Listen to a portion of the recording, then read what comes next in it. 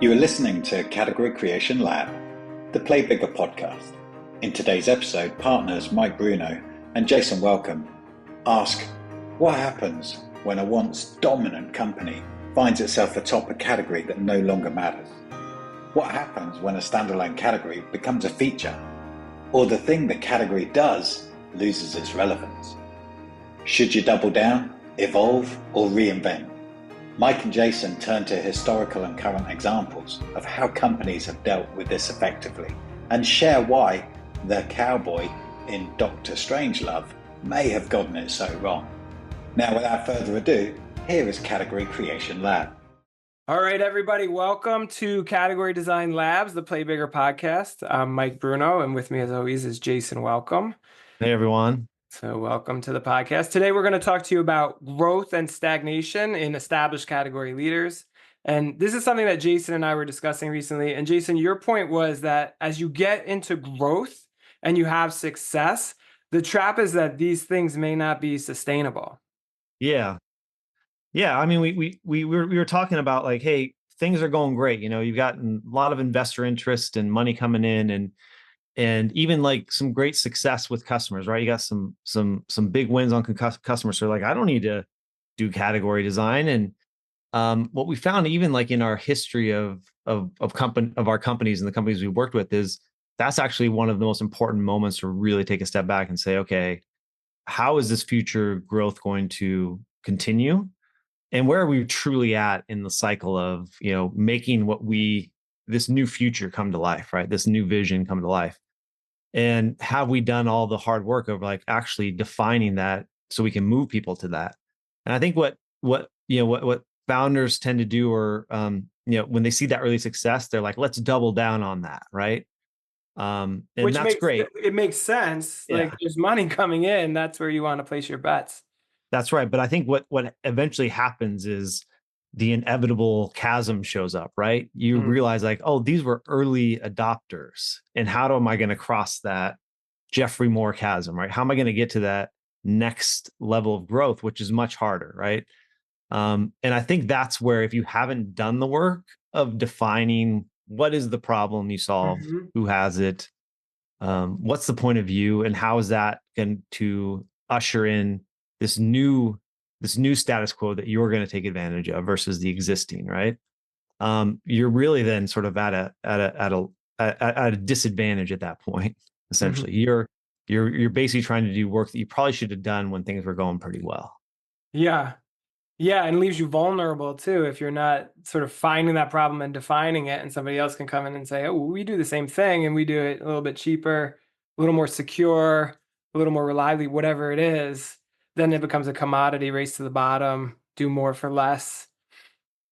It's interesting too. You talked about Jeffrey Moore, Jamie Montgomery in the mini book we put out, like, what was it, a month ago? March Capital. Yeah, Play Bigger Founders Workbook. He's founder of March Capital. That's right. He said something very similar, which is particularly for early stage founders, that early success can sort of trick you into believing that's what all the customers want. But the reality is, it might just be a fluke. The things that made you successful in that smaller sample size may not be generally applicable to a larger audience, and that can leave you vulnerable as well. Yeah, and that's why I think like there are things like customer-led growth and startup. They're all really great principles, but if they are the primary driver of your strategy, you're going to find yourself going in a direction that ultimately ends in certainly not an enduring company or creating enduring value. That you have to, that in order for that sort of type of success that is scales beyond just that early adopter crew, that early mix, you have to envision the future that you're going to bring forward. That no customer is going to tell you what that future is going to be, right? They have their own set of problems they're trying to deal with now, but how do you bring disrupt the existing status quo and actually and reinvent a future that actually is going to drive that enduring value? I think that's really hard, and I think it's easy to follow some of these tactics into a false sense of success. That I think a lot of founders head down that track, and they realize like, how did I lose sight of what my original vision? How did I lose sight of what I was doing? I chased sort of the shiny object, or the shiny sort of data point in front of me of like, oh, this is succeeding, and all of a sudden it doesn't succeed to the point that you really imagined or envisioned for the company or your Yeah. idea. I love how you put that, the shining data point, which makes a lot of sense from, if you look at it close up and you're not looking at the big picture, that's where you should go to follow the money. But if you don't have this sort of guiding ideal, then those shining data points can put you in a lot of different directions. And like you said, at a certain point, as a founder or company, an executive, whoever it may be, you might start to wonder, well, what do all these things have to do with each other? What is my company? What is my sort of reason for being? We talked about this importance of, I think in the last podcast we talked about early stage and getting focus with Mm, this sort of, what do I do and how do I employ my resources, my limited resources, in order to shoot, and how the process of category design is really powerful in doing that. But I think it's also really powerful for these later stage companies where it's really hard as you start to grow and scale, and you have a bunch of new employees, new teams, new divisions, new customers. mhm. Focus becomes an issue there too. And how do you get everyone to stay on the same page? And if you don't have that center of gravity, that North Star, that point of view that everyone can rally around, it's really easy to get off course or just fall out of alignment, and inefficiency seeps in and really drags on, your burn rate and all the other things that you need to be Yeah. managing as you start to grow. Yeah. But here's what I think was really interesting about the conversation we were having. So what we talked about in Play Bigger's Founders Workbook in the last podcast, we were talking about seed stage, Series A, maybe Series B companies that are going through some of these issues, and all the stuff that you just mentioned. But what starts to get interesting to me is when you get to a stage where you've actually become what we call Play Bigger category king. You are the dominant player in a category, and then things suddenly start to go wrong. What do you do then? Like the where does the growth come from when you are an established category leader who's starting to see growth diminish? What do you do then? I thought that's a Yeah. thing. Yeah. And I think it like goes back to the fact that like categories aren't static. They have life cycles. You need to understand where you're at in that cycle. Are you in this sort of early adopter growth? And hey, I really now need to solidify my position as a leader and move into that massive growth phase? Or am I at the end of that life cycle? Am I coming to where, hey, the problem's been solved, the category's been established, and now you're starting seeing, pressure on pricing and pressure on margin, and it's becoming commoditized, and that's going to happen in every category, right? And seeing that or foreseeing it is really important as a company, right? Because you can then die and go down in flames with the category, Yeah. or you can reinvent and do the next thing. That we in the book it talks about, the Play Bigger book. There's relentless expansion of your category's potential. I think Adobe is a great example of that. They're constantly expanding the potential of their category, or a constant reinvention of the categories that you Yes.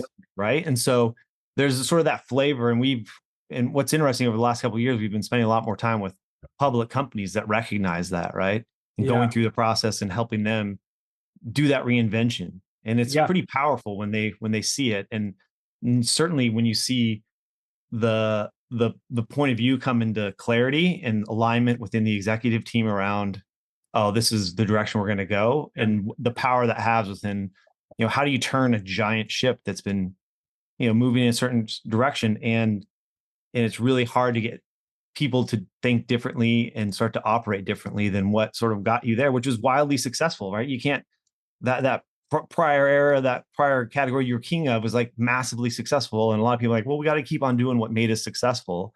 Yeah. And that can actually be a really bad strategy, right? Yeah. When you Yeah. get to the end of these life cycles, these category life cycles. Right. I mean, it's incredibly seductive, previous success, and trying to get back to that is like a drug, and trying to double down on what got you there. It's sort of a logical thing to do in many respects. But in a lot of cases, what we're seeing is the demand for the thing that you dominate just isn't there anymore. And there's a whole bunch of reasons why that may happen.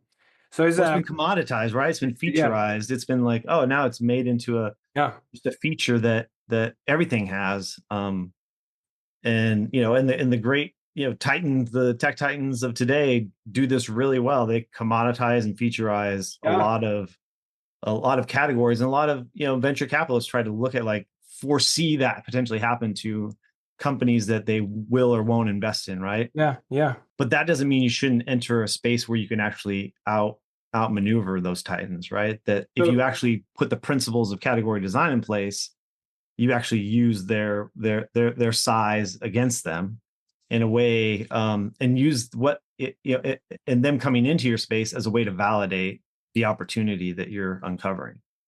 So I have in front of me a stock ticker for a company you may have heard of, which is called Zoom Video Communications Inc. We're using Zoom right now to record Yeah. this.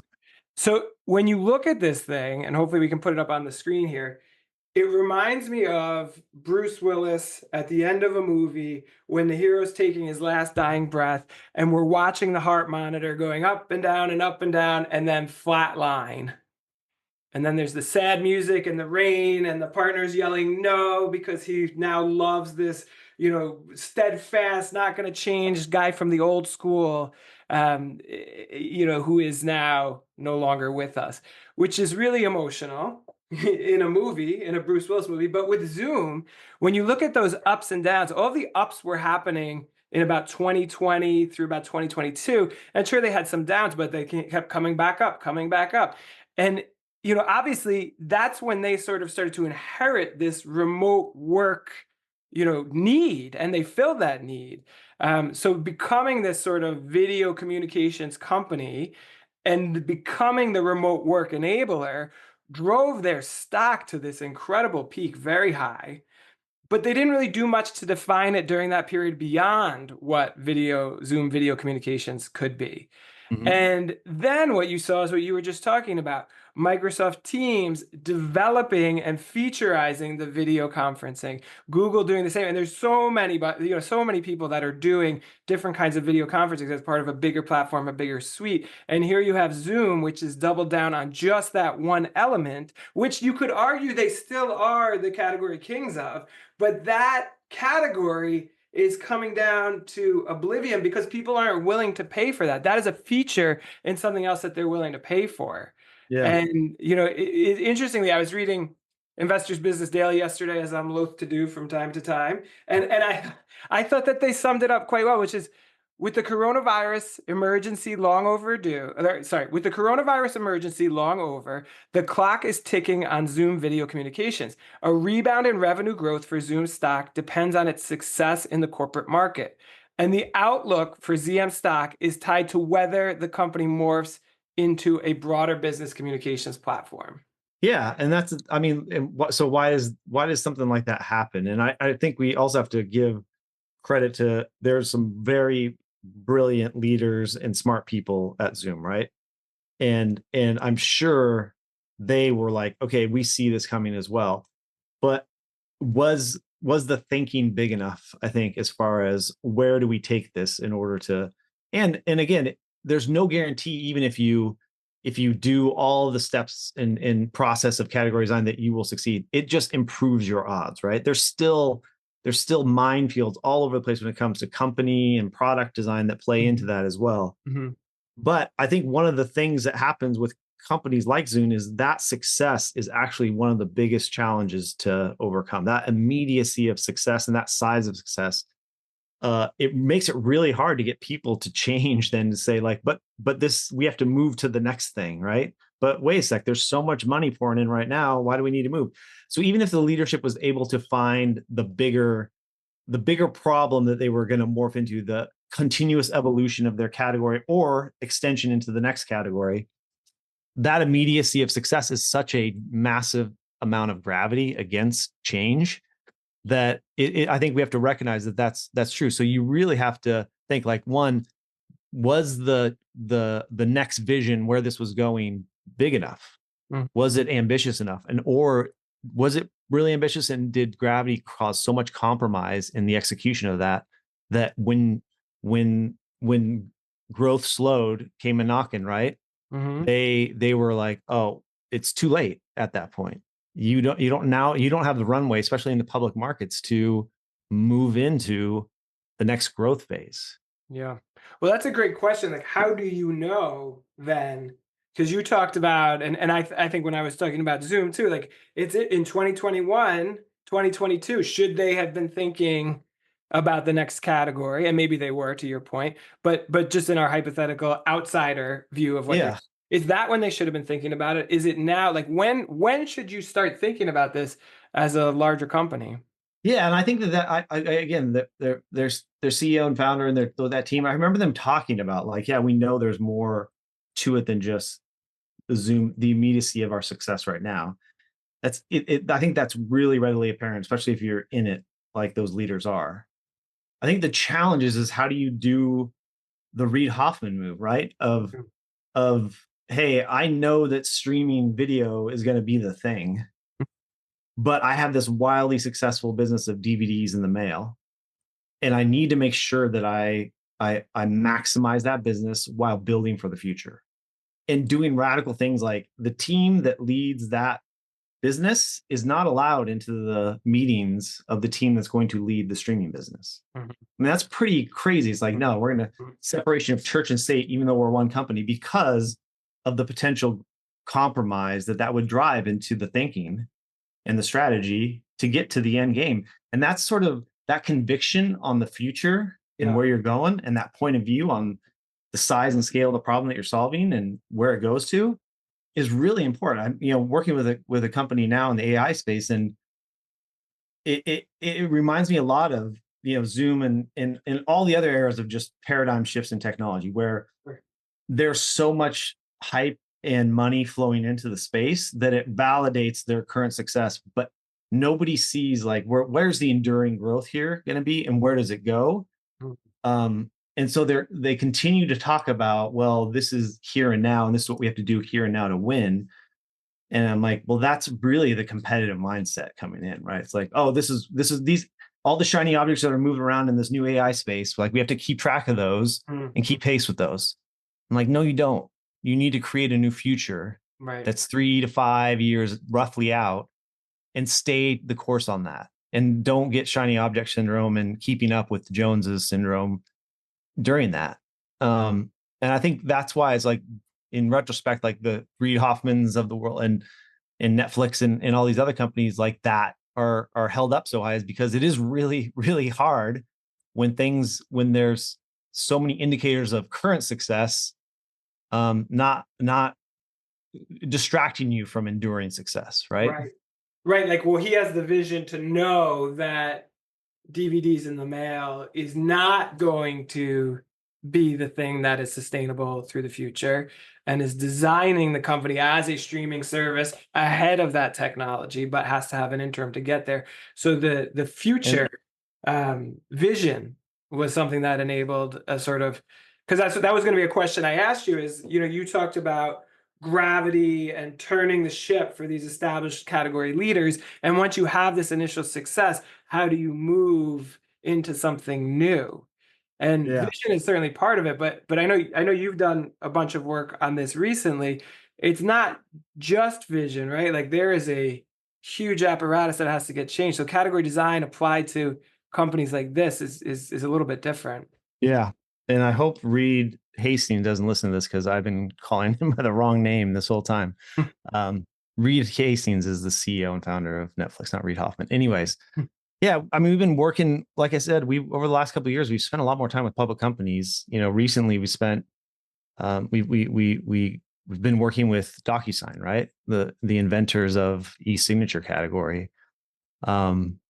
But as all categories, it's at the end of its life cycle. It's being commoditized. You're seeing it show up, and e-signature is a feature within Adobe products, within Microsoft, so they invented the category. They benefited greatly. They transformed the world, right? Frankly, right? Can you imagine what it was like signing documents before DocuSign, right? It was just like crazy that we had all these digital tools and we were still faxing signatures back and forth, right? It's bananas. But to the leadership there recognizing like, yeah, this is obviously the signs are all here, but how do I have not just the recognition of that? It's pretty in your face that things are waning in your existing category, but how do I have the conviction to define the next phase, right? And bank our prior success on a future vision, right? That where success isn't guaranteed, but change is necessary for survival. And I think I give a lot of credit to that leadership team, Robert, Allen, all those folks, taking up the process of thinking about what is the problem that expands from what we built, and doubling down on the delivery and solution against that problem. And what we landed on was there's this massive amount of information, some of the most valuable information still is trapped in agreements, right? We sign them, but we leave them in these dumb flat files like PDFs.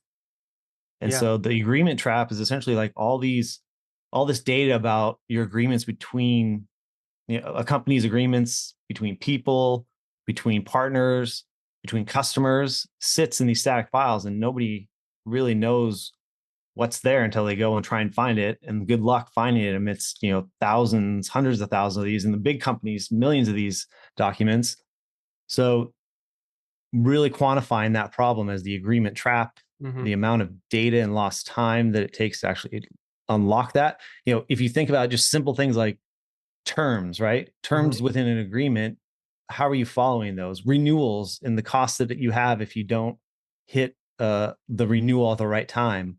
Those are simple things. Those are just the ones that are right in front of you, but there's a ton of things locked in agreements that are not. So understanding that and realizing there is this more intelligent way of managing. Intelligent agreement management is really important. And bringing AI, this paradigm shift in AI to agreements is really smart thing. I think like it's not just like AI for the sake of AI. It's actually really solving this massive problem and unlocking value within all this trapped data, right? Yeah. And so that's what they're on the path to. And again, a lot of credit to them because making that pivot under the scrutiny of public markets, right? Making sure that you continue to dominate an e-signature, but also evolve to this bigger SaaS solution ecosystem is a big shift. But and the story still has to unfold, but they're certainly on the path to making that happen. You can see the change happening across the organization.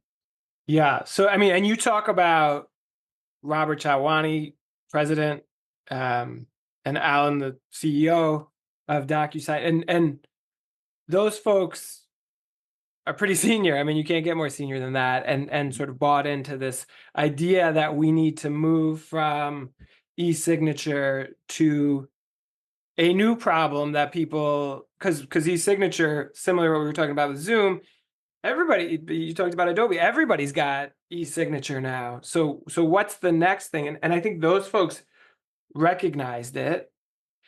But my question is like, you're working at a company where, you mentioned too on Zoom, probably, and you heard them talking about this, there is more, and they realize there should be more to this than just video communications. But they haven't been able to turn the ship. There's too much gravity. There's a lot of, different personalities. If you are a VP of product working at a company like that, and you see this, like, how do you go about starting to turn things? Yeah. Well, and that's why I think the process of that you take people through to define a point of view, right? The process that you go through to frame and name and claim a new category, the process you go through to really get clear on the problem space and the scope of that problem is very powerful in aligning leadership teams and executive teams around that change that needs to happen. And I think that is as much as the outputs of the process are great and they're important.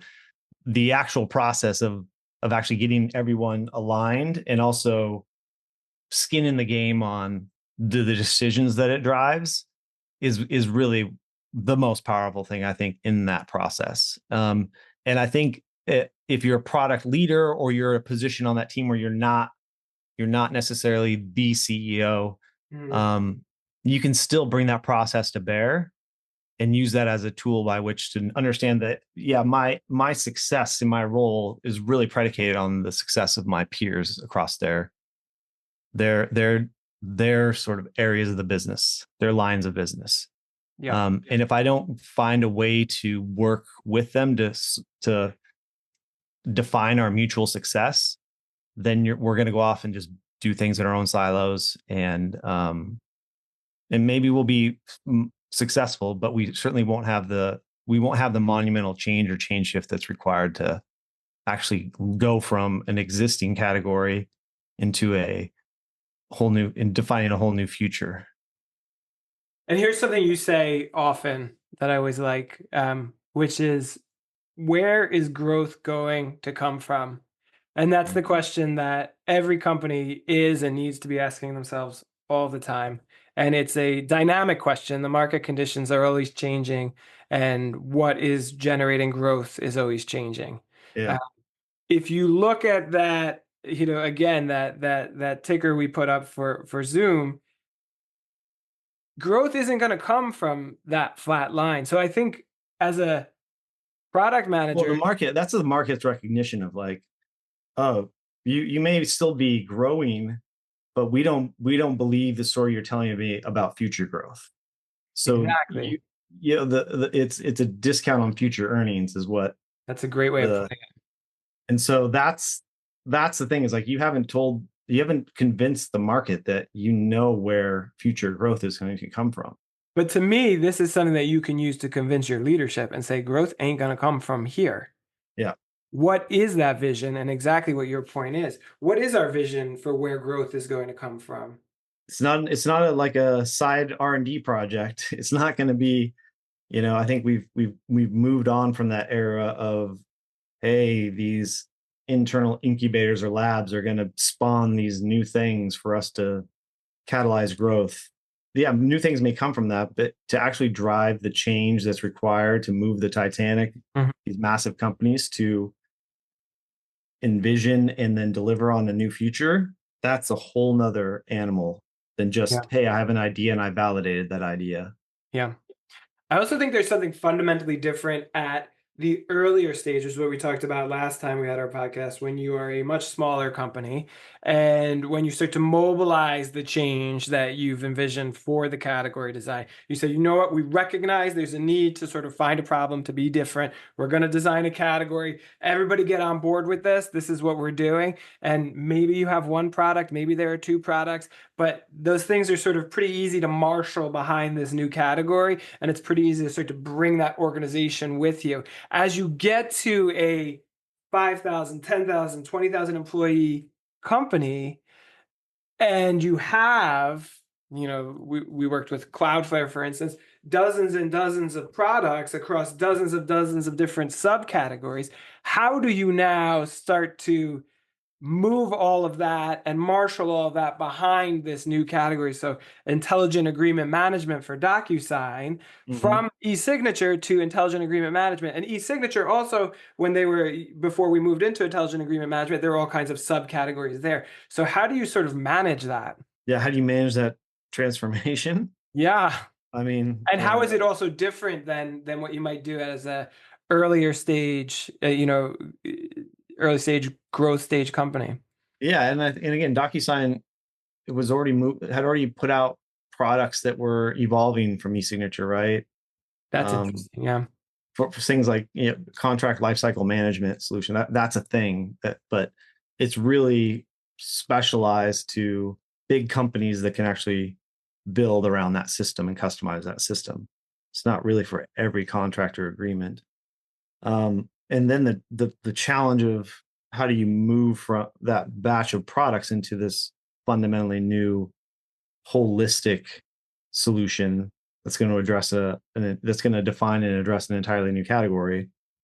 I mean, it's really hard. But it goes back to, I hate to go back to like just here's a simple thing to say about how you do that. because there's a lot of moving pieces and parts in that process. Buy-in from the top down is really important, and continuing to drive that change is really important, obviously. And that's easy to say. It's much more complex and difficult in practice.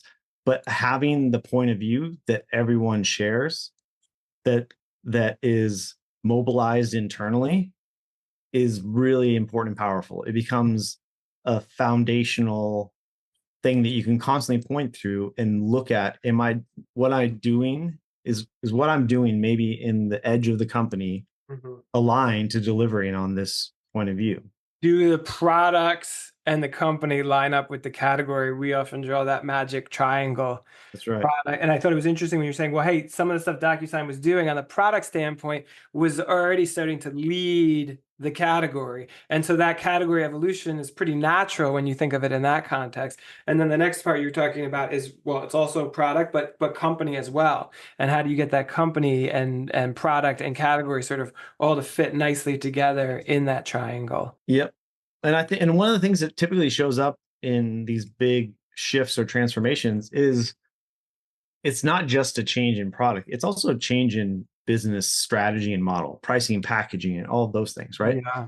And that's really, if you look at another seminal book, Innovator's Dilemma, that's not a technology issue. It's a business model issue transition, and making that shift from a certain way of selling and making money into a whole new way of selling and making money is as hard, if not more difficult, than the product transition, right?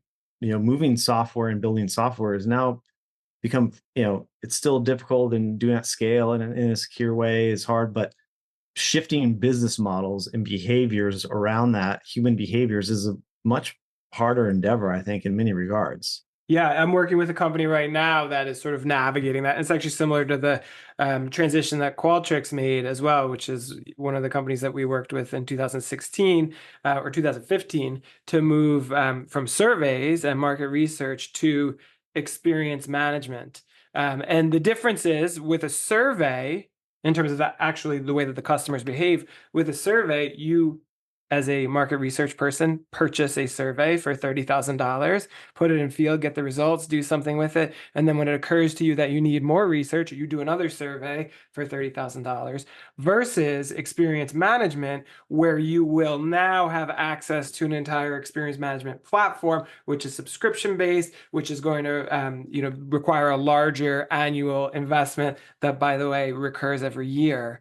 So they made that move, but there's a lot of risk, because there are obviously companies that are going to want, or customers that are going to want, that sort of one-off, $30,000 survey. And if you're moving from A to B, there's risk involved. And the same thing with this company that I'm working with now, is they're moving from this sort of moment in time work to a more continuous and real-time model of working. Yeah, and I think this is just, I think we're getting into the details of, we talk about a simple process for category design, but really it's those steps and the principles within it that unlock these really complex puzzles that also have to be solved, right? That make it really hard to solve those problems, those business model shifts, if you don't really know where you're going, right? If you don't really know what the focus is, what problem you're solving.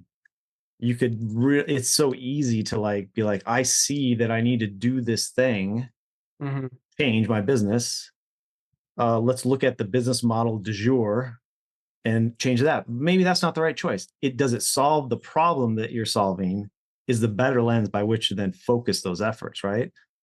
And again, it's no guarantee of success, but it does vastly improve the odds, and allows you to have a much more rigorous and strategic eye towards the decisions that fall downstream from the decisions you made at the level of problem, category, solution, in the future vision that you're trying to make a reality.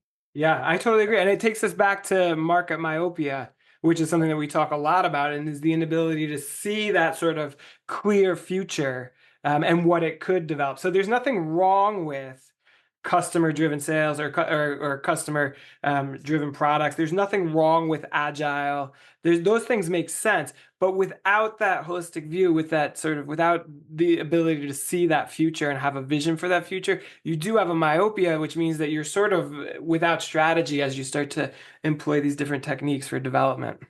Yeah.